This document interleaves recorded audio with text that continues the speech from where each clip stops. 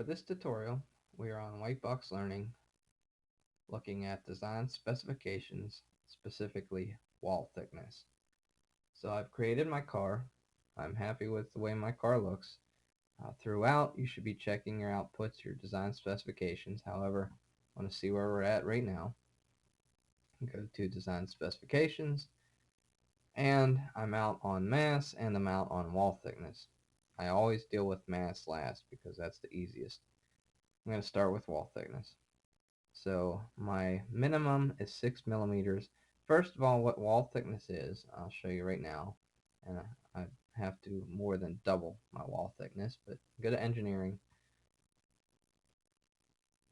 For this, you want your blank turned on.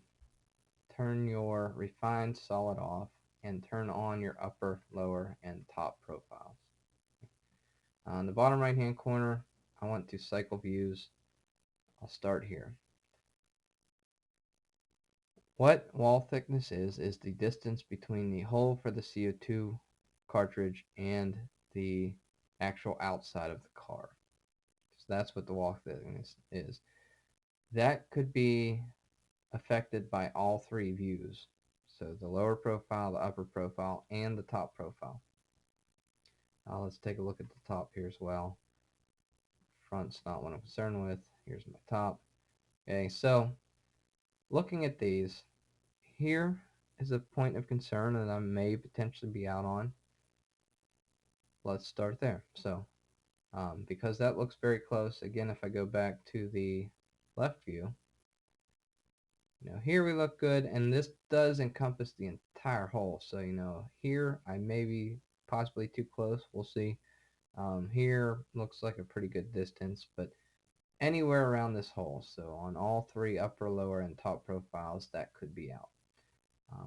It definitely appears as though I'm out on the top profile right here, so I'm going to start there, go to my top profile, and I'm going to make sure that I'm on move point, and I want to move this point out. Maybe I'll say 16 here and see how that does. I'm going to go to done. Much more distance between that hole and the car. Go to outputs. Let's see how good we are. So I was at 2.4. I've come to 2.7. I moved that out quite a few millimeters, more than just a few millimeters. So obviously that helped because this came up. However, that means that something else is throwing it off. So while that improved it, it did not solve it. Let's go back to engineering and take another look. So that part I feel confident is fine. We'll find out here real soon. Cycle views. I want to go to my left again. This does not appear to be a problem.